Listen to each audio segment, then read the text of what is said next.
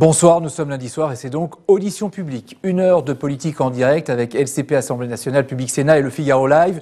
1 heure pour faire le point sur toute l'actualité politique du moment. Et quand on parle des dossiers actuellement, c'est celui des retraites, évidemment, dont nous allons parler avec notre invité ce soir, Gilles Legendre. Bonsoir. Bonsoir. Député de Paris et président du groupe La République En Marche à l'Assemblée Nationale. Plus de 300 députés, c'est un groupe très important, pas toujours facile à gérer, on y reviendra tout à l'heure. Mais d'abord, l'actualité, c'est Jean-Paul Delevoye, le haut-commissaire aux retraites, qui a démissionné après toutes les affaires qui lui étaient imputées sur des non-déclarations d'intérêt, notamment, ou de situation. Vous avez dit déjà que vous étiez triste, que vous respectiez sa décision. Est-ce que vous avez été surpris? Pas vraiment, parce que nous étions en contact depuis longtemps avec Jean-Paul Delevoye, depuis plusieurs jours. La tristesse, c'est la tristesse de l'ami. Je sais que c'est très difficile à admettre pour l'opinion, peut-être pour la presse, pour les Français, qu'on puisse mêler ces considérations-là. Donc je les laisse de côté. Jean-Paul sait parfaitement ce que nous en pensons. Les députés entretiennent avec lui un lien très étroit, très fraternel, parfois filial. Mettons ça à part. Maintenant, ce qui compte, c'est le fait qu'il a pris une décision d'homme politique responsable qui n'a qu'une finalité, que la réforme à laquelle il a consacré toute son énergie et son talent depuis 2 ans puisse voir le jour. Ça, il vous l'a dit certainement. Oui, et d'une certaine manière, il n'a pris cette décision qu'en fonction de ce critère-là, sans du tout reconnaître de culpabilité. Parce que vous voulez dire que s'il n'avait pas démissionné, sa réforme était hypothéquée. C'est ce qu'il dit. Donc moi, je l'entends. Et je respecte cette décision et je respecte cette explication. Mais vous dites que vous n'avez pas été surpris. Nous, on a été surpris. Parce que pendant 48 heures, ce week-end encore, c'était à tous les niveaux, les ministres, les députés, les porte-parole d'En Marche, c'était « il est de bonne foi, il n'y a pas de raison qu'il démissionne ». Et puis patatras, on apprend qu'il démissionne. Il est bonne foi. Jean-Paul Delevoye est parfaitement de bonne foi. Il a commis des erreurs, des négligences, il a commencé à les réparer. Je dis que c'était normal que ce soit lui qui prenne cette décision. Ça n'était pas à nous de la prendre pour lui. Il n'y a pas eu de pression de la part du gouvernement pour qu'il prenne cette décision. Écoutez, moi je ne suis pas dans les relations avec le gouvernement, mais j'ai la certitude que cette décision, il l'a prise, comme toujours dans sa vie politique, en homme libre. Alors la question maintenant, Gilles Legendre, c'est maintenant et quelle suite on va accueillir pour ça Brigitte Boucher de LCP Assemblée Nationale et Tam Tranui de Public Sénat.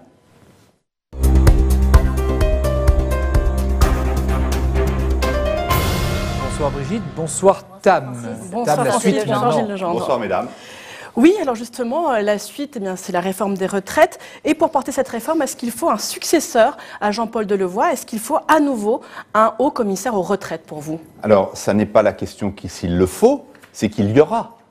L'Élysée a été extrêmement clair, c'est d'ailleurs sa compétence, ça n'est pas celle du président de groupe, ni de dire s'il faut remplacer Jean-Paul Delevoye, ni par qui, mais la présidence de la République va probablement procéder au remplacement de Jean-Paul Delevoye sur une proposition qui, selon la Constitution, doit lui être faite par le Premier ministre. Quel profil il devrait avoir le successeur de Jean-Paul Delevoye?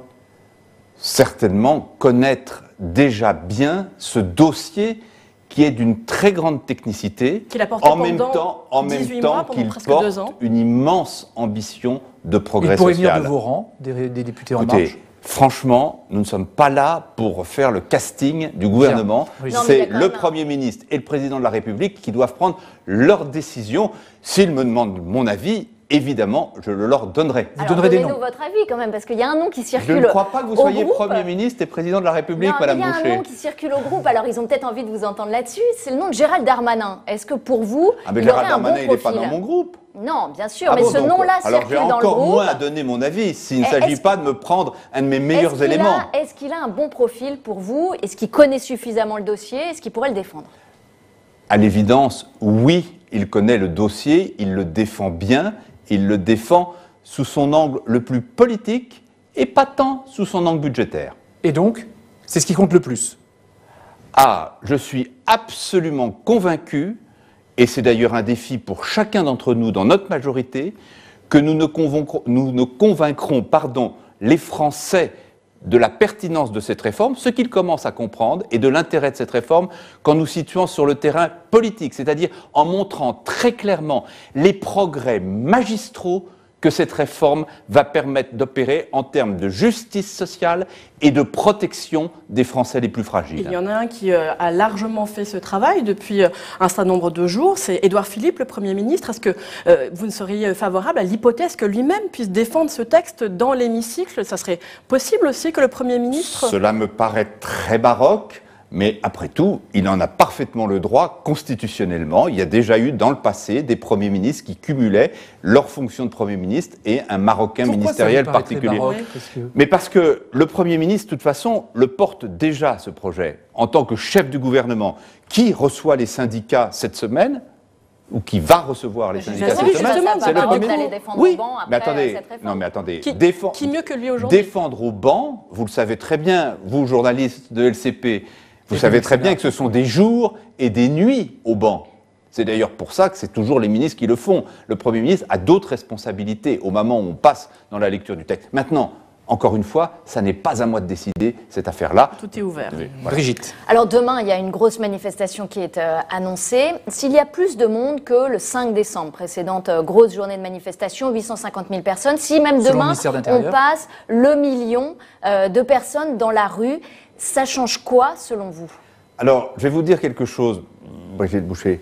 Je suis convaincu qu'il y aura beaucoup de monde. Je suis incapable de dire combien, je suis même pas certain de pouvoir dire qu'il y en aura plus, mais c'est fort probable qu'il y en aura plus. Pour une raison très simple, c'est que maintenant, tous les syndicats se sont unis pour cette manifestation, même s'ils défendent des causes radicalement différentes, comme vous le savez. Vous êtes fataliste, vous êtes fataliste? Non, je ne suis pas fataliste, je suis respectueux. Le droit de manifestation est un droit constitutionnel. Et notre responsabilité, pouvoir public en général, et notamment le ministère de l'Intérieur et les forces de l'ordre, à qui je souhaite rendre hommage dès aujourd'hui, notre responsabilité est que ce droit de manifestation puisse s'exercer librement. Ce que je demande, c'est qu'est-ce que ça change finalement? Parce que le rapport de force ne sera plus le même à ce moment-là. Le rapport de force ne tiendra pas au nombre de personnes dans la rue. Vous ne croyez pas? Non, je n'y crois pas. C'est deux choses déconnectées. Ce que nous savons, et ça n'est pas les manifestations qui nous le disent, c'est que nous devons négocier. En toutes circonstances, qu'il y en ait 400 000, qu'il y en ait 800 000, qu'il y en ait 1,5 million, nous devons négocier et nous voulons négocier pour une raison très simple, nous voulons aller au bout de cette réforme. On va y revenir. Il n'y a pas que les personnes dans la rue, il y a aussi les sondages qui montrent que les Français, un sondage IFOP de ce week-end montre que 54% des Français continuent à soutenir le mouvement. Ça montre aussi que vous n'avez pas réussi à convaincre les Français. Vous savez, alors que nous n'ayons pas encore réussi à convaincre tous les Français, c'est une vérité. Le projet, la majorité d'entre eux, Madame, le projet a été défini de façon précise pour la première fois mercredi dernier. C'est un projet révolutionnaire, de refondation entière de notre régime de retraite, et j'allais dire même de la conception même que nous nous faisons de la protection sociale dans notre pays. Penser qu'en 8 jours, nous ayons pu ramener toute l'opinion derrière nous, c'est un leurre. Ça dépend mais si vous me parlez de sondage, Madame, parce que franchement... Vous vantez un projet de justice sociale. Normalement, cela devrait plutôt convaincre les Français. Oui, mais parce qu'il est compliqué, il est technique. Beaucoup de gens peuvent se poser encore des questions qui n'ont pas encore toutes leurs réponses. Mais vous savez, vous parlez de sondage. Peut-être que vous l'avez mal expliqué aussi. Mais je suis prêt à prendre tous les reproches, Brigitte Boucher, surtout dans votre voix. Mais franchement, si on parle des sondages, qu'est-ce que je vois aussi? C'est que la popularité du président de la République et du Premier ministre augmente. Donc vous savez, les sondages, je n'en tire aucune fierté quand ils sont bons, je n'en tire aucun trouble quand ils sont moins bons.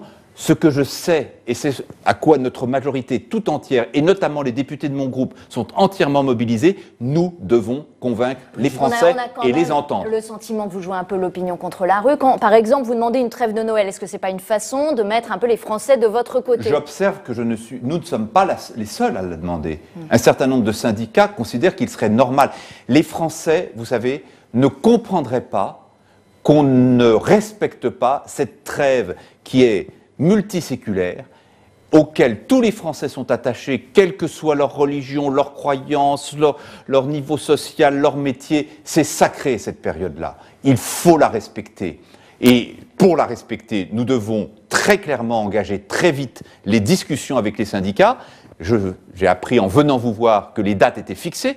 que le Premier ministre avait fixé 2 séries de rencontres, une le mercredi, une le jeudi. Et donc ça, c'est très bien. On parlera peut-être du rôle que le groupe entend jouer dans cette discussion. Et puis, et ça nous laisse encore du temps, rien ne sera conclu dans la semaine. Mais enfin, si déjà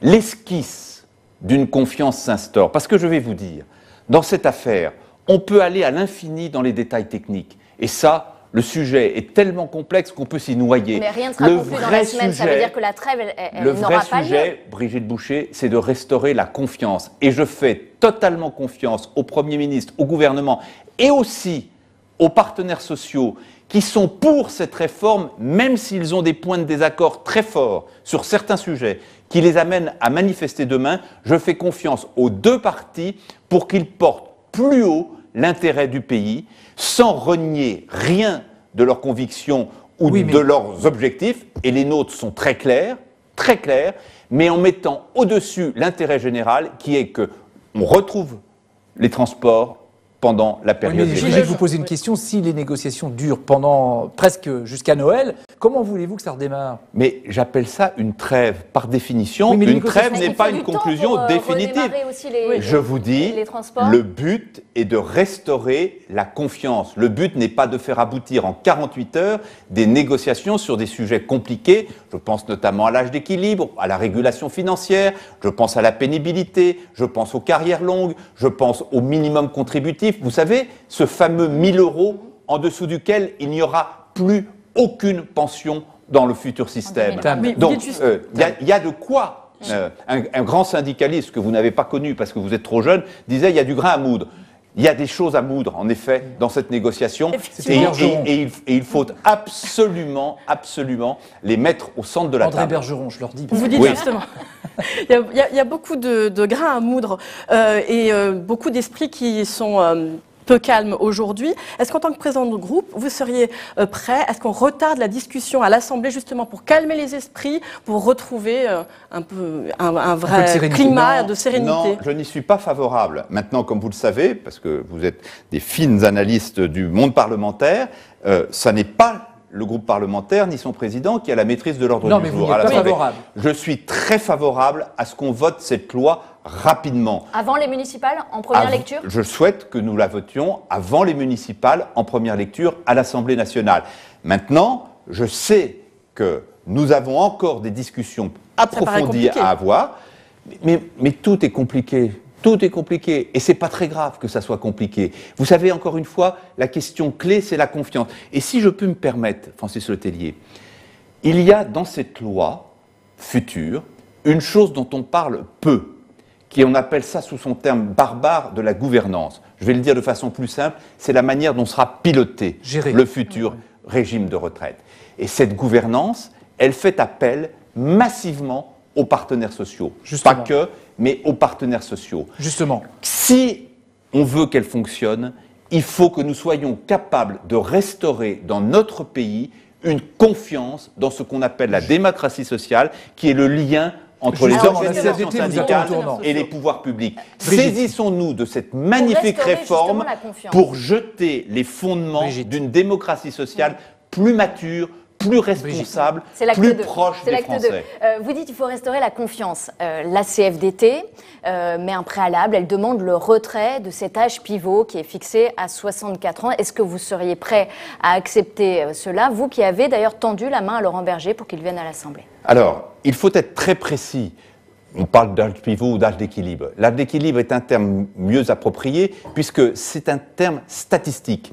C'est l'âge qui équilibre le régime à point à un moment donné de la population. Si, non mais ça, c'est pas qu'on veuille ou qu'on veuille pas, c'est un fait. Mais oui, mais comment vous allez rétablir la confiance? Ce qui est compliqué, c'est l'usage qu'on en fait, qui est le bonus et le malus, qui permet de garantir l'équilibre effectif financier. Nous considérons, le gouvernement, la majorité, qu'il n'y a pas de réforme sérieuse des retraites qui ne sécurise l'équilibre financier du régime. Donc 64 On meurt de 26 ans. Au retrait de l'âge d'équilibre? Non.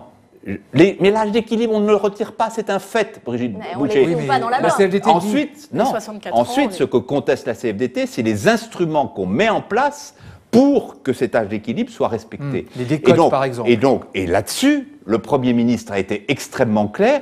Nous pouvons négocier tous les scénarios possibles qui permettent d'atteindre la sécurité financière du régime. Non, ils ne veulent pas du bonus-malus. Voilà, oui, mais ils ne disent plus aussi fermement qu'avant qu'ils sont opposés à examiner la question de l'équilibre financier du régime. Et si je vais plus loin, oui, mais c'est très important.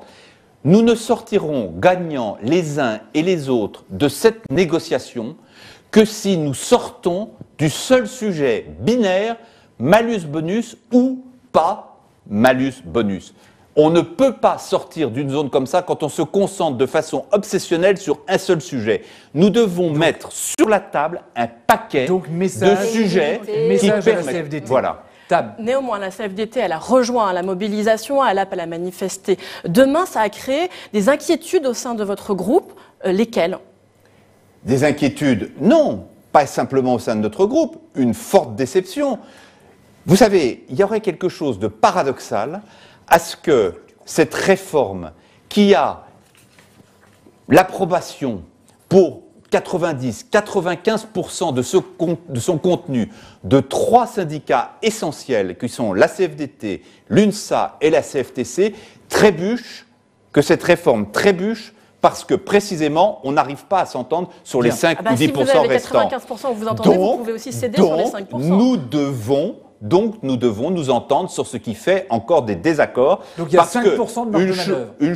C'est une évaluation non scientifique. Mais alors c'est 10. C'est pour dire très clairement... Non mais attendez, on parle sérieusement, Francis Letellier. Je suis sérieux. Quand un syndicat comme la CFDT dit « cette réforme, nous en portons la philosophie, les principes, les objectifs depuis plus longtemps que vous, femmes et hommes de la Macronie », on doit se dire « c'est quand même formidable, on doit avoir cet allié avec nous ». Et non. On l'a en très grande partie, on ne l'a pas en totalité. Nous devons trouver le terrain qui permet de l'avoir avec nous. Et c'est la même chose, car je ne fais pas de traitement particulier pour la CFDT, avec l'UNSA à la CFDT. Les autres syndicats, nous ne demanderions pas mieux qu'ils viennent avec nous, mais ils nous ont dit dès le départ qu'ils ne voulaient rien dans cette réforme. Brigitte. On voit bien les négociations, il y en aura mercredi, jeudi, avec le Premier ministre, avec les syndicats, notamment la CFDT, les syndicats réformistes. Finalement, quelle marge de manœuvre il restera au groupe La République En Marche pour négocier? Est-ce que vous aurez la place pour quelques amendements ou est-ce que tout sera ficelé d'avance? Alors, nous ne parlons pas encore des amendements. Même dans la phase actuelle, le groupe que je préside entend jouer tout son rôle de parlementaire. Concrètement, ça veut dire plusieurs choses. Première chose, nous pouvons parler à tout le monde et écouter tout le monde. Et j'ai pris, en fin de semaine dernière, l'initiative d'inviter les 3 syndicats réformistes à venir discuter avec une délégation du groupe. Ça aura lieu une fois qu'auront repris les discussions entre le Premier ministre et les organisations syndicales. Ils ont dit d'accord de principe. Donc ce sera cette semaine, a priori? Ça va au moins commencer cette semaine. La deuxième chose, il ne faut pas se tromper. Ce ne sera pas dans l'hémicycle. Non, deuxième chose, il ne faut pas se tromper. Il ne peut y avoir 2 négociations parallèles. Nous discutons avec l'exécutif. C'est auprès de l'exécutif que nous pouvons peser vers telle ou telle option. Et nous entendons jouer ce rôle pleinement. Et l'exécutif est parfaitement ouvert à ce que nous jouions ce rôle auprès de lui, en lui disant ce que la majorité souhaite et qu'on discute. En revanche, il n'y a pas de négociation parallèle. Il y a un seul négociateur, c'est le Premier ministre. Mais le groupe est là pour aider à ce que le dialogue s'installe, à ce que pour apporter des aménagements s'il y a besoin. Pour apporter des aménagements et pour discuter en permanence avec les Et dans l'hémicycle également après. Mais toujours. Le droit d'amendement, Brigitte Boucher, il est constitutionnel. On a l'impression qu'il n'y aura pas beaucoup de marge de manœuvre.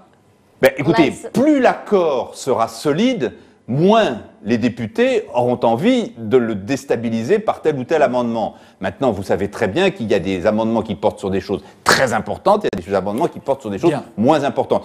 Ce qui est certain, Brigitte Boucher, et je le dis solennellement, le groupe que je préside a été associé à cette réforme, grâce à Jean-Paul Delevoye, depuis 2 ans, comme à aucun autre projet gouvernemental depuis 2 ans et demi, et nous jouerons notre rôle à fond, de bout en bout, y compris dans la période actuelle où la priorité, c'est la reprise des discussions et des négociations. On va revenir sur les retraites tout à l'heure avec les parlementaires qui vont nous rejoindre. Mesdames, une question d'actualité autre à vous poser. Effectivement, Jean-Luc Mélenchon s'en est pris au CRIF en commentant la situation politique britannique. Il a parlé, je le cite, des génuflexions devant les oukases arrogants des communautaristes du CRIF. Que pensez-vous de ces propos? Beaucoup de mal, mais je n'en dirai pas plus. Pourquoi? Toute sortie, phrase, saillie, qui excite des passions dont on sait qu'elles ne demandent qu'à s'enflammer dans notre pays est indigne d'un responsable politique. Nous devons avoir la mission exactement inverse. Rassembler, apaiser, réunir. Que tente de faire Jean-Luc Mélenchon avec ses propos? Ça, j'ai beaucoup d'estime pour Jean-Luc Mélenchon, qui est un grand responsable politique, bien plus expérimenté que je le suis, mais s'il y a une chose dont je suis bien incapable, c'est de lire dans ses pensées. Bien, Brigitte. Une petite question sur le fonctionnement de l'Assemblée. Il y a la députée Sabine Thilaye qui refuse de céder son poste à Pierre-Alexandre Anglade, qui a remporté l'élection à la présidence de la Commission des Affaires européennes. Non, l'élection interne à la désignation. Il n'a pas été élu par la Commission des Affaires européennes. Il a été élu par notre groupe. Bien sûr. Donc, c'est lui maintenant qui a le poste. Elle refuse. Non, c'est lui qui devrait l'avoir. Bon. Voilà. Pourquoi vous n'arrivez pas à faire respecter ce règlement que vous avez vous-même fixé? Parce que le règlement de l'Assemblée nationale fixe que pour la Commission des Affaires européennes, le mandat s'exerce pour 5 ans.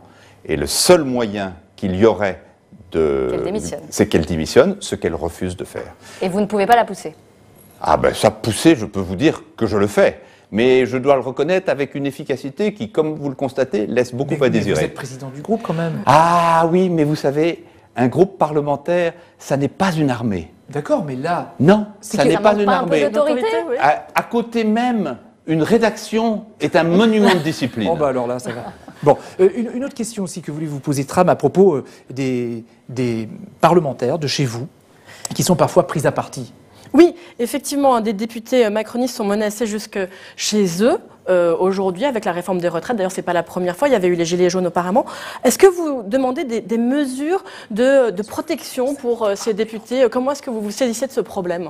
Écoutez, Dieu soit loué, la situation actuelle n'a plus rien à voir avec celle que nous avons connue pendant de longs mois au moment de la crise des Gilets jaunes, après et aussi avec un deuxième accès au moment du vote du CETA. Je ne dis pas ça pour susciter les initiatives et exciter les imaginations. La famille d'une députée, notamment. C'est un vrai scandale quand en plus on vient dans les lieux privés. Déjà, dégrader une permanence, c'est inadmissible. Mais alors quand en plus on va menacer les membres de famille d'un ou d'une élue de la République, en l'espèce une élue, c'est choquant. Est-ce qu'il faut que les syndicats rappellent à l'ordre leurs troupes? Écoutez, je pense qu'ils le font. Je leur fais confiance pour le faire. Des grands avantages des syndicats par rapport au mouvement que nous avons connu l'année dernière, c'est que c'est un petit peu mieux organisé. Maintenant, je ne veux pas non plus faire de cet incident, tout à fait répréhensible et condamnable, un immense événement.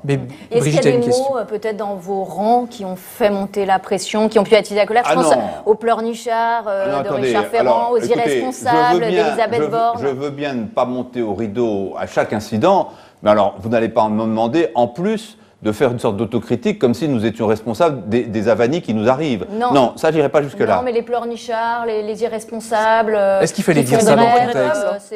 C'était approprié? Écoutez, moi, je n'ai pas prononcé ces mots-là. Je ne me sens pas concerné par ces questions. Vous ne vous sentez pas solidaire de Richard Ferrand ou d'Elisabeth Borne? Ah, si, ces deux-là, au contraire, je suis très proche. Eh bien, écoutez, c'est qu'ils avaient probablement des bonnes raisons pour les prononcer. Ah, bon. Merci Brigitte, merci Tam, et à l'année prochaine, bien sûr, avec plaisir. Audition publique, c'est aussi le lieu où les parlementaires qui sont au cœur des débats viennent vous interpeller. On va les accueillir dans un instant.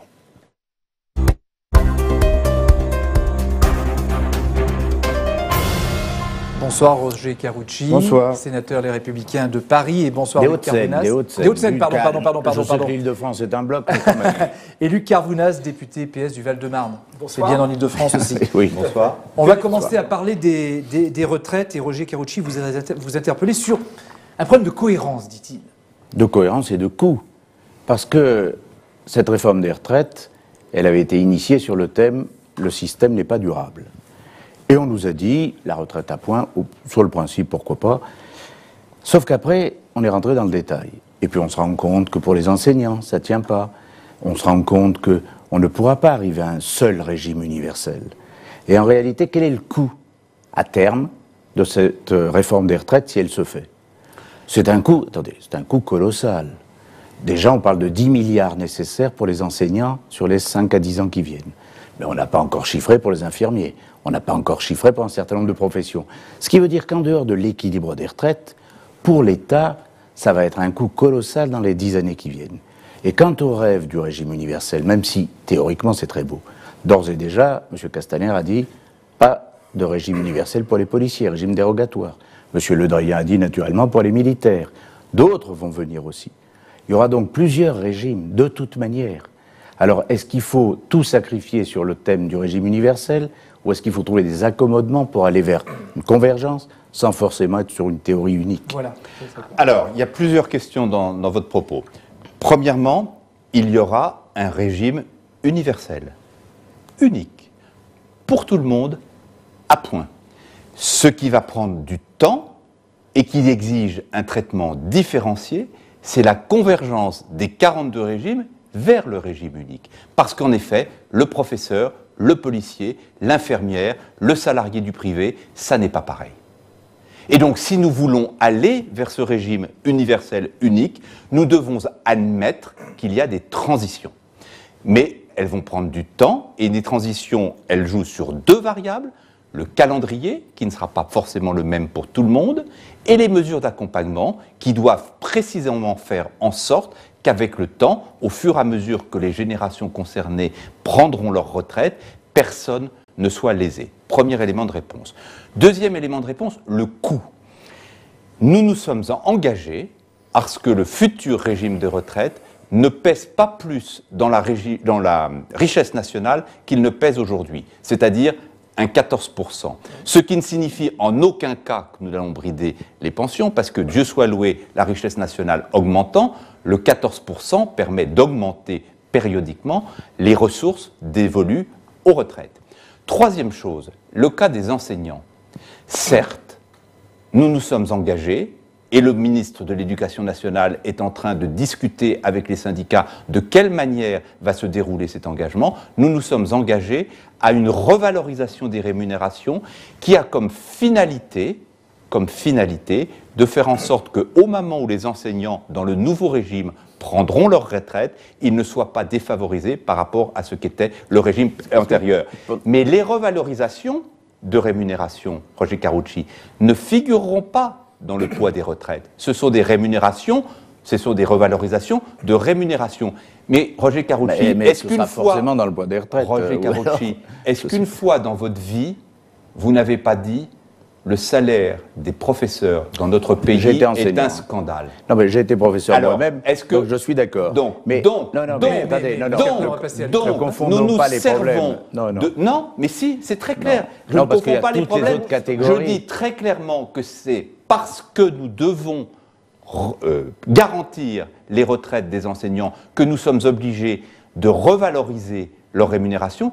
Mais c'est très bien ainsi. Bien. Parce que ça met fin à un scandale social que vous avez dénoncé, que j'ai dénoncé, et qu'à mon avis, autour de cette table, nous avons tous dénoncé. Si, nous le financerons. Mais comment? Nous le financerons parce que les sommes qui sont évoquées sont des sommes étalées sur une très longue période. J'en rejoins ce que je disais tout à l'heure. La transition se fait dans le temps et avec des mesures d'accompagnement. Roger Carucci parlait de 10 milliards sur 5 ans. C'est un chiffre qui circule, pas pour 5 ans, sur plus longtemps. Sur 7 ans. Sur plus. Vous avez dit 5 ans. Sur 7, 8, eh bien, écoutez, si c'est pour mettre fin à un scandale absolu, à savoir que les professeurs ne sont pas assez payés. D'accord. Eh bien alors, mais alors si vous êtes d'accord, eh bien, on le trouvera là.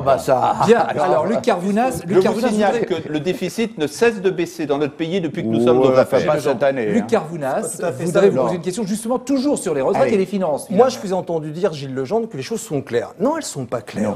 Elles ne sont pas claires parce que, déjà, elles n'ont pas été claires par les voix nombreuses, souvent dissonantes au niveau du gouvernement, y compris dans les membres de la majorité à l'Assemblée nationale, que nos compatriotes, à un moment, entendent une génération qui est celle de 1963, et puis ensuite on passe à 1975, Mais ça sera 1985 pour les régimes spéciaux. Mais comme il y a l'âge pivot à 64 ans, on revient aux générations de 1960. Et nos compatriotes, hier, quand vous disiez tout à l'heure qu'il y aura beaucoup de monde demain. Pourquoi il y aura beaucoup de monde demain? Parce que les gens, ils sont dans un climat anxiogène. Parce qu'ils ont compris quelque chose de très simple. On va leur demander de travailler plus et de gagner moins. À partir du moment où on ira calculer sur l'ensemble d'une carrière. Et moi, je vais vous dire, vous vous êtes mis dans le même, à mes yeux, corner qu'il y a un an, lorsque Bercy cherchait comment boucler le budget de l'État en allant faire les poches des usagers sur la trajectoire de la taxe carbone et de la taxe essence. Et on a vu comment vous avez reculé. C'était quelque chose de plusieurs milliards sur le quinquennat. Quand vous avez fait des choix politiques qui ne sont pas les miens, c'est la démocratie, vous avez la majorité à l'Assemblée. Mais quand vous avez fait le choix d'inscrire le CICE dans le projet de loi de finances, quand vous avez fait le choix d'exonérer la taxe d'habitation 30 milliards, quand vous faites le choix de faire l'impôt sur les grandes fortunes en forme d'IFI 5 milliards, il y a un problème de partage des richesses. Et à ce moment-là, vous avez désormais décidé, pas vous, pardon, puisque ce ne sont plus les politiques qui font société dans ce pays, mais les hauts fonctionnaires de Bercy. C'est malheureusement la réalité. Et aujourd'hui, vous refaites la même erreur qu'il y a un an, qui a provoqué la crise des Gilets jaunes, en allant faire les poches des usagers, en leur demandant de payer plus d'essence, et là, vous allez faire la poche des salariés, parce que vous n'arrivez pas à boucler le budget de l'État. Réponse. Attendez, alors, on ne parle pas du budget de l'État, on est en train de parler d'une réforme des retraites. Donc, rien à voir. Je vois bien le rêve. Je vois bien. Attendez, on n'est pas dans un film de Michel Audiard. J'aimerais bien. Je vois bien votre rêve, Luc Carvounas. Et c'était d'ailleurs un rêve que vous aviez. Oh ben ça sûrement, ça c'est pas un rêve, c'est votre droit. Bon, et c'est la décision des Français. Alors. Essayons de l'être, si vous toutefois vous me laissez vous répondre. Je vois bien votre rêve. Vous auriez rêvé que la réforme des retraites provoque le même type de révolte que l'augmentation de l'essence l'année dernière. Ça ne s'est pas produit. Précisément parce que les Français savent parfaitement que la réforme que nous portons est d'abord la réforme sur laquelle nous nous sommes engagés au moment où nous nous sommes soumis à leur suffrage. C'était extrêmement clair, nous l'avions dit. Ils savent très bien que derrière cette réforme, il y a un objectif d'équité et de justice sociale que vous feignez de nier, mais qui est réel. Vous savez parfaitement que le régime à points, plus toutes les mesures que nous y avons à rajouter, le minimum des retraites garanties, les mesures pour les femmes qui ont des enfants, pour les carrières hachées. Si, attendez, si, ça marchera et ça fera de la redistribution au profit des 40% les Français les plus modestes. Ils le savent. D'où vient aujourd'hui le fait qu'il y a des gens dans la rue ? Le fait, c'est essentiellement. Non, attendez, je finis. Bien sûr, vous pouvez, on est là pour ça. Mais je finis. C'est essentiellement, et vous le savez parfaitement, c'est les régimes spéciaux. Certes, nous mettons fin aux régimes spéciaux. Nous mettons fin avec les aménagements, le temps qu'il faut pour respecter les personnes qui aujourd'hui en bénéficient. Mais les autres Français qui ne sont pas dans les régimes spéciaux, ils ne sont pas en grève. Les autres Français qui ne sont pas dans le régime spéciaux, ils ne sont pas dans la rue. Ils attendent de notre part des explications. Bon. Nous sommes là pour les donner. Okay. C'est bon, ça veut dire une relance. Cas d'école simple. J'ai été maire de la commune où je suis né, à Alfortville. Oui. Un fonctionnaire territorial qui rentre à 20 ans, catégorie C, le plus bas de l'échelle, à 1 200 € net par mois. Donc les primes, 0 dans le calcul. Qui progresse tout au long de sa vie, qui passe les concours internes, qui devient catégorie B, catégorie A, et qui devient même le directeur général des services d'une commune. On va lui expliquer, vous allez m'expliquer qu'en prenant le calcul sur l'ensemble de sa vie, les 42 ans, il va gagner une pension identique que si on l'avait fait sur les 6 derniers mois. Il y a un miracle mathématique que je ne comprends pas. Ce que vous venez de dire traduit, si je puis me permettre, Luc Carvounas, le fait que vous n'êtes pas encore passé dans la logique à points. La logique à points n'est pas celle-là. Vous le savez parfaitement. Quand on cotise, non, c'est pas des miracles. C'est pas des miracles. Écoutez, pourquoi la CFDT serait favorable à la retraite par points si, comme vous le dites, elle est si inégalitaire et si difficile. Sur le cas concret. Eh bien, le fonctionnaire, comme le salarié, comme l'infirmière, achète des points au fur et à mesure de sa carrière et quand il liquide sa retraite, il transforme ses points en pension. Plus il a eu de points... c'est pas la question. Mais est-ce qu'il va avoir la même pension qu'aujourd'hui ? Oui. Ça ne baissera pas. Nous nous sommes engagés à ça. Nous nous sommes engagés à ça. Et le moyen et les moyens que nous mettons en œuvre pour que cet engagement soit tenu, c'est précisément ce que je répondais tout à l'heure à Roger Carucci. Nous avons toutes les mesures d'accompagnement et le calendrier d'étalement dans le temps. Je voulais juste répondre à une chose auquel je n'ai pas répondu à Luc Carvounas sur la question du 1963 et du 1975. Vous essayez d'embrouiller les pistes. Vous savez très bien ce qui s'est passé. J'essaie de vous suivre. Oui, eh bien, entre 1963, qui était l'idée de Jean-Paul Delevoye en juillet, et 1975, qui a été annoncé par le Premier ministre, il y a une chose extrêmement importante que vous feignez d'oublier là aussi, et qui s'appelle la concertation. Précisément, oui,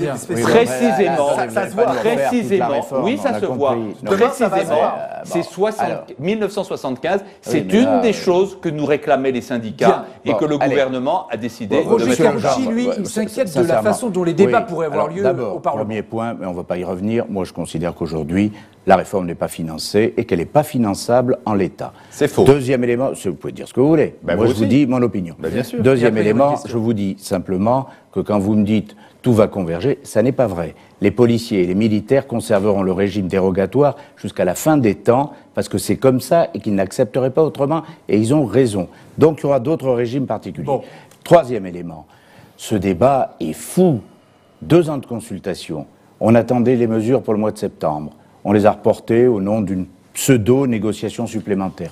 Vous arrivez avec un calendrier complètement dingue, à quelques jours des vacances de Noël. Revenons pas là-dessus. Comment ça va se passer au Parlement? Est-ce qu'on va avoir un accord complètement bouclé? Est-ce que le Parlement va être respecté? Vous avez dit, je vous ai entendu, dire il y aura des amendements. Oui, jusqu'où? Est-ce que le gouvernement va venir nous dire c'est comme ça et pas autrement et vous acceptez le système? Moi, je vous dis, cette réforme des retraites, elle a été tellement contredite par le chef de l'État, par le Premier ministre, par le commissaire. Attendez, que ce soit la clause du grand-père. La clause du grand-père, un coup c'était oui, un coup c'était non. Le chef de l'État lui-même avait dit il n'y aura pas d'âge pivot au mois de septembre.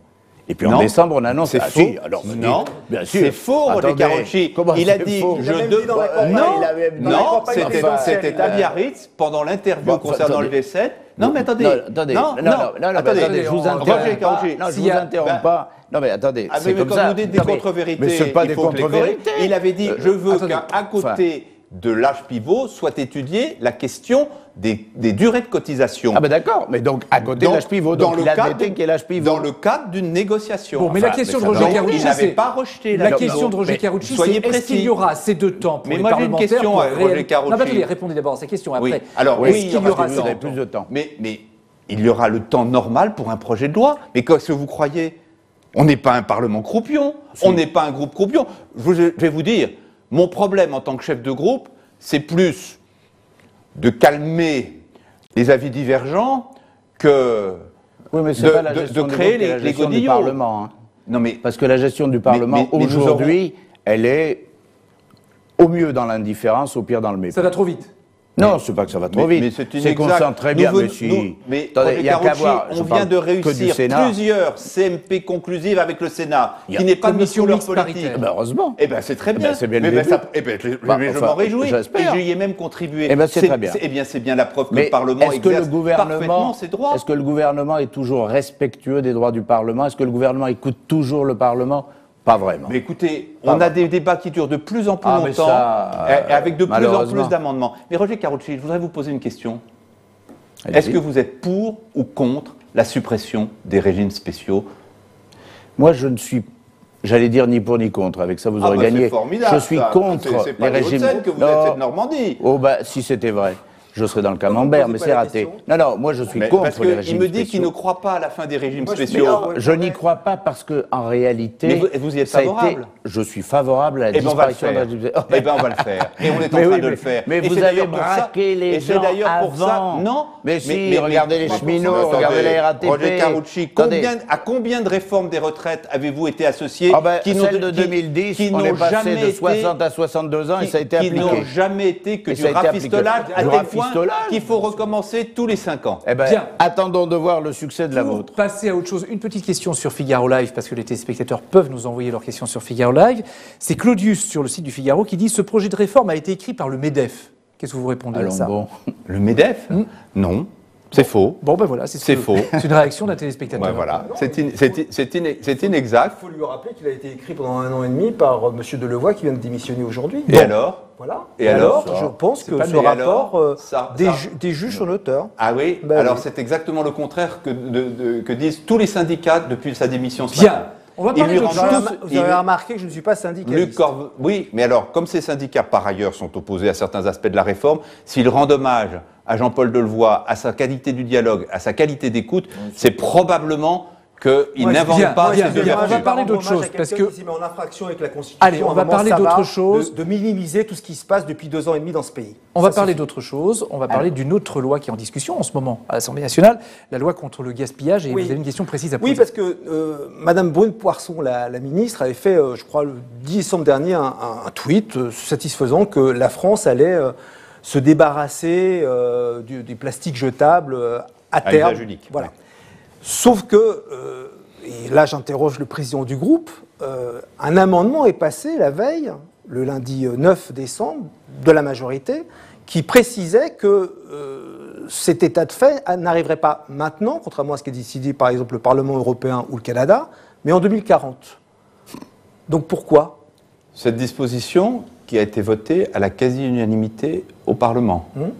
Voilà. Pourquoi je veux juste dire que ce n'est pas simplement une lubie du groupe La République En Marche. Non, mais ça peut être une lubie des lobbyistes, auxquels vous êtes assez sensibles dans cette majorité. Mais alors, attendez, 2040, attendez, ça, si la c'est question. l'unanimité du Parlement, répondez-moi si c'est pourquoi. l'unanimité du Parlement, ça veut dire que les lobbyistes ont pris le cerveau de l'ensemble des groupes politiques. J'en doute. Non, mais juste maintenant, maintenant, je vous réponds sur le fond.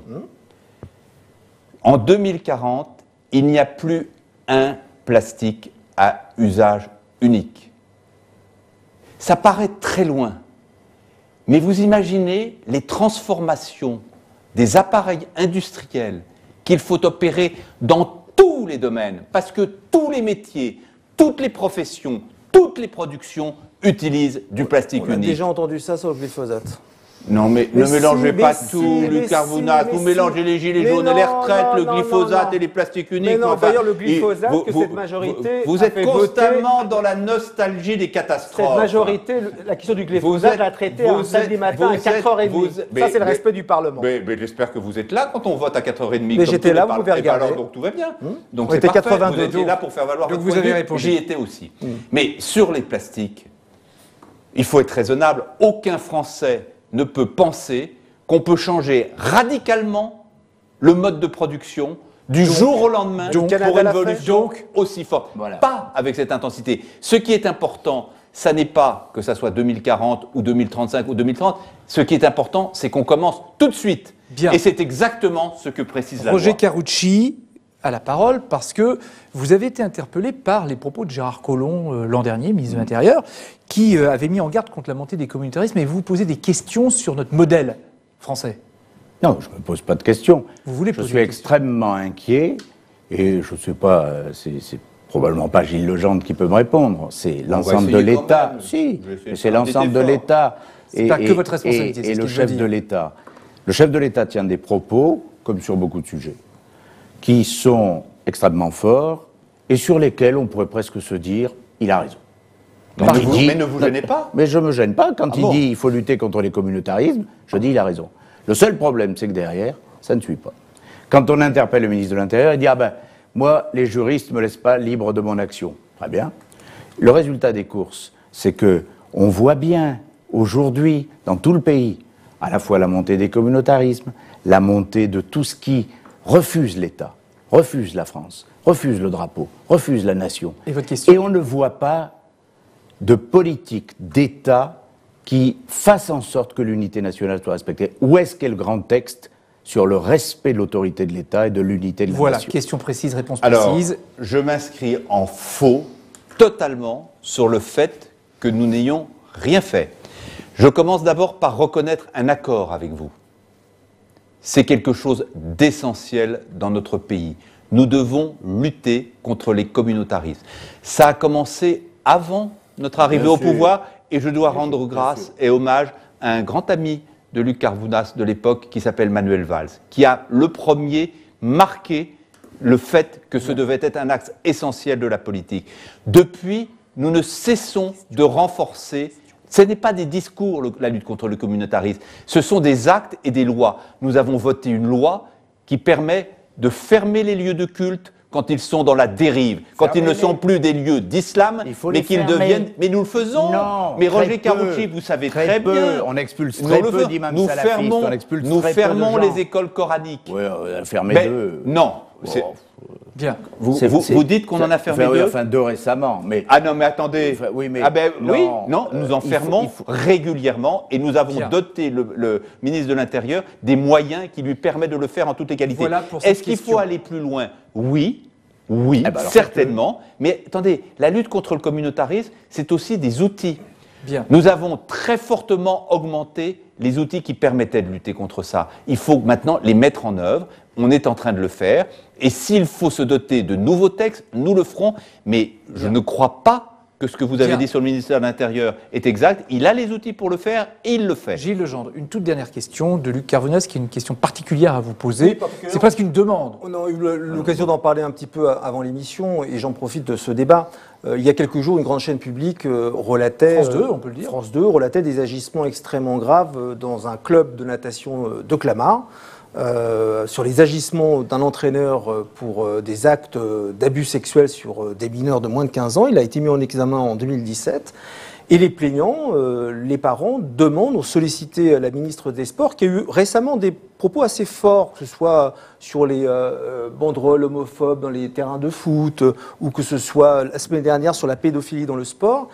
Et les plaignants que je représente un petit peu ce soir aimeraient avoir l'écoute de la ministre des Sports, qui n'a pas été le cas aujourd'hui, souhaitent son écoute d'autant plus qu'elle est elle-même licenciée de ce club de sport de natation de Clamart, elle en vient, et donc nous aimerions, est-ce que vous êtes prêts à venir avec moi, à ce que l'on sollicite la ministre sur la base des dossiers, et qu'elle puisse diligenter une enquête administrative sur les dirigeants du club, non pas sur l'entraîneur qui est dans une procédure désormais judiciaire. Alors, je suis sûr qu'il n'y a aucune allusion malicieuse de votre part au fait que Mme Marie Senaou ait été exercée ou soit licenciée dans ce club, et le fait qu'elle ne veuille pas ou qu'elle n'ait pas encore reçu vos amis ou les personnes, c'est parce que vous voulez dire, que vous représentez. Aucune malice dans mon propos, je suis factuel. Donc ça, je pense que c'est important de le dire, parce que je connais très bien Roxana. S'il y a quelque chose auquel elle est attachée, à laquelle elle est attachée avec la dernière énergie, c'est d'aller jusqu'au bout pour extirper ce poison qui agite malheureusement pas seulement le monde du sport, mais aussi le monde du sport. Mais vous en parlerez avec le ministre? Vous allez la solliciter, la ministre, pour lui dire pour relayer ce que vient de vous dire Luc Carvounas? Évidemment, je vais le relayer, mais je ne pense pas que Luc Carvounas ait besoin de moi pour s'adresser à Roxana Maracineanu.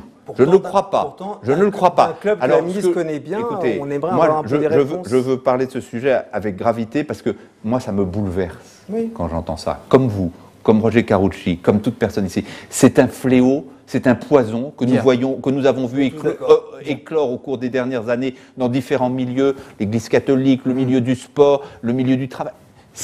Il faut le lutter et l'extirper avec la dernière énergie. Donc, il y a une enquête judiciaire. Je pense que ça peut justifier une certaine retenue. Je ne suis pas sûr qu'on puisse faire une enquête administrative parallèlement à une enquête judiciaire. Mais enfin, s'il s'agit de saisir et de sensibiliser Roxana, je vous propose que mardi, demain, nous allions ensemble la voir au banc lors des questions au gouvernement et que nous lui en parlions tous les deux. Voilà, c'est clair et net. Merci Luc Carvounas, merci Roger Karoutchi d'être venu sur le plateau d'audition publique. Merci à vous, mes collègues, merci mes beaucoup. Chers collègues. On va accueillir maintenant Yves Tréhard. Il vous a beaucoup écouté, Yves Tréhard.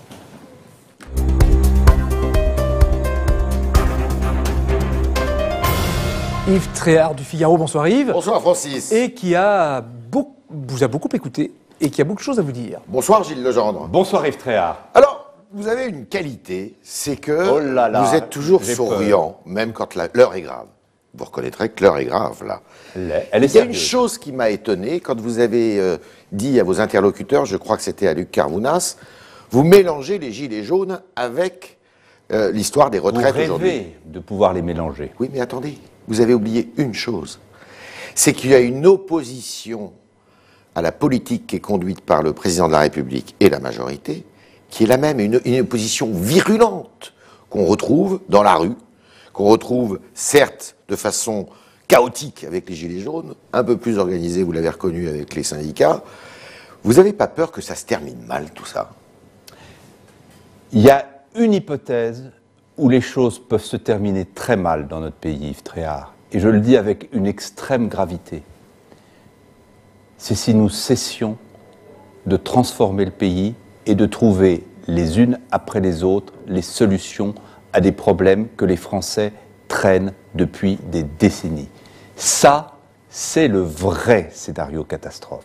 Pour l'éviter, depuis 2 ans et demi, nous prenons, c'est vrai, des risques politiques. Et je suis prêt à reconnaître que parfois, dans l'exécution des mesures que nous prenons, nous souffrons d'un déficit d'explication, de communication. Tout ça est exact. Mais vous ne pouvez pas nous retirer une chose.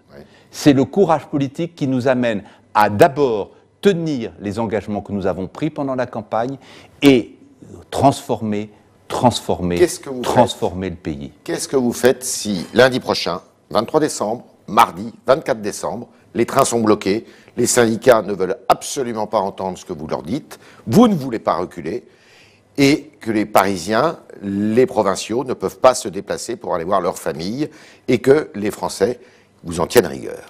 J'ai dit tout à l'heure, au début de l'émission, que nous faisions tout, absolument tout, pour que ce scénario n'ait pas lieu. Oui, mais si, c'est ce que vous disiez, Yves. Si vous pensez que même si cette situation, qu'encore une fois nous allons tout faire pour éviter, se produisait, puisse nous amener à renoncer à ce projet, ce serait nier tout ce qu'il contient de positif pour les Français d'aujourd'hui et de demain. Comme vous connaissez très bien l'histoire politique de notre pays, Yves Tréhard, vous savez que la situation n'a rien à voir pour une raison très précise.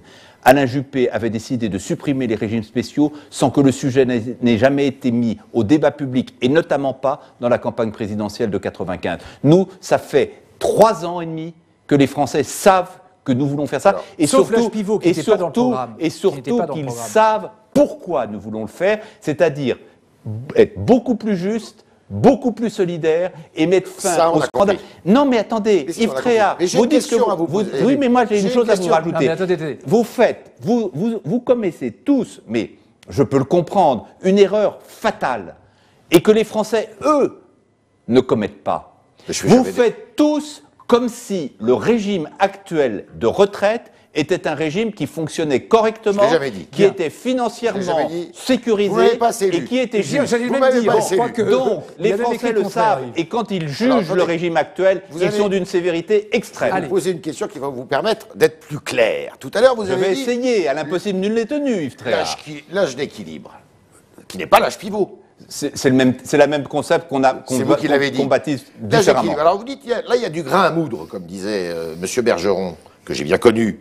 Moi aussi, ce qui ne nous rajeunit pas. Oui, il y a du grain à moudre. Mais alors vous dites une chose extraordinaire, l'âge d'équilibre il est obligatoire. Enfin, obligatoire, il faut le garder. C'est un fait. Mais vous dites qu'on peut négocier sur le malus et le bonus. Alors ça veut dire qu'on enlève le bonus, on enlève le malus, il reste rien. Mais c'est pas tout ou rien. J'ai dit dans le même propos qu'on ne rentrait pas dans une négociation en se mettant dans une position binaire, où on garde tout, ou on supprime tout. Une négociation, c'est par définition des compromis.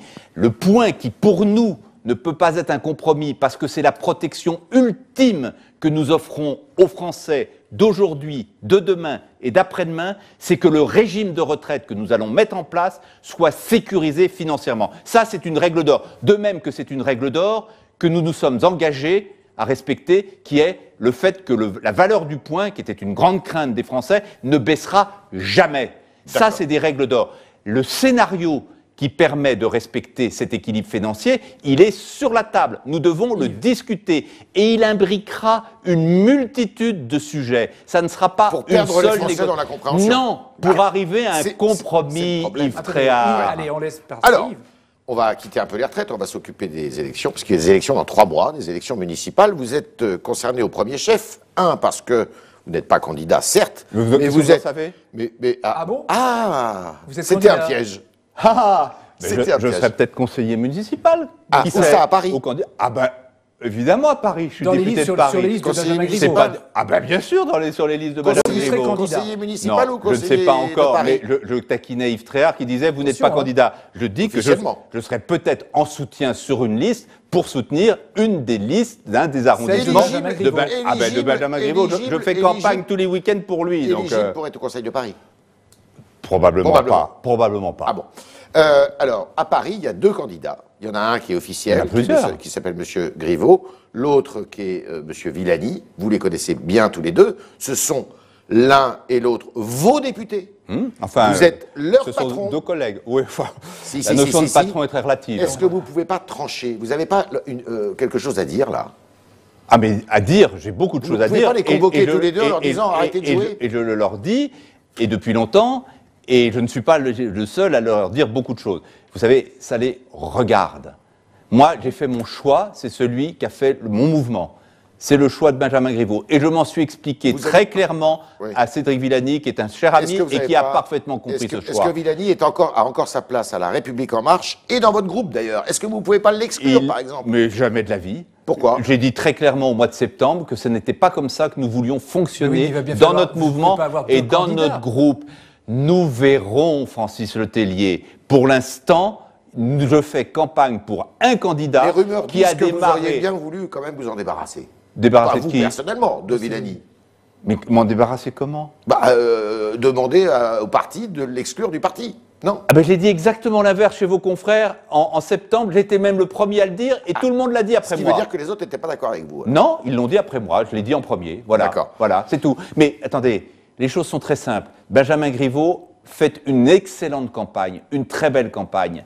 Et je suis derrière lui, et je le soutiens. Et encore hier... Je ne vous répliquerai pas par les sondages, parce que vous n'y croyez pas. Et encore hier, je tractais pour lui avec les marcheurs de ma circonscription. Et j'ai bien l'intention de continuer comme ça. Il y a quelque chose qui est assez intéressant, Monsieur Legendre, c'est qu'au municipal, on voit qu'il y a énormément, même vous, de députés qui sont tentés par l'expérience du terrain, des municipales.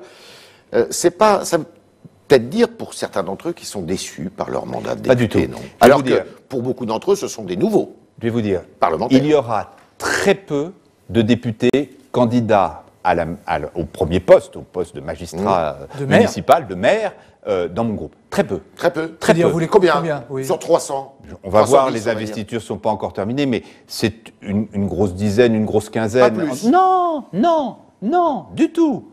Et puis, l'appétit vient en mangeant. Et puis, non, mais après, les investitures sont presque terminées, ou elles vont l'être. Donc, j'ai une vision assez précise des choses. Qu'ensuite, des députés aient envie d'être conseillers municipaux dans une ville de leur circonscription ou dans un arrondissement, mais c'est une très bonne nouvelle. Ça n'en les empêchera nullement d'exercer leur mandat, parce que le travail de conseiller municipal n'a rien à voir avec celui de député ou celui de maire, et en même temps, ça corrigera un reproche que je pense vous avez déjà pu proférer au moins une fois contre nous, à savoir que nous étions déconnectés des réalités locales. Reproche totalement infondé, je m'empresse de le dire. Précision, 7e, 6e ou 5e pour vous? Je n'ai pas décidé, j'habite le 5e. Ah, c'est une indication. Vous aviez raison de poser les questions. Merci Yves. C'est la fin de votre audition publique, Gilles Legendre. Merci d'être venu sur ce plateau. N'oubliez pas que vous pouvez retrouver cette émission sur Figaro Live, ainsi que sur les comptes Twitter de Public Sénat, LCP, Assemblée nationale. J'aurai le plaisir de vous retrouver avec toutes les équipes qui m'aident à préparer cette émission toutes les semaines, dès l'année prochaine, à partir du lundi 13 janvier, 19h. Notez le rendez-vous. Merci et à bientôt.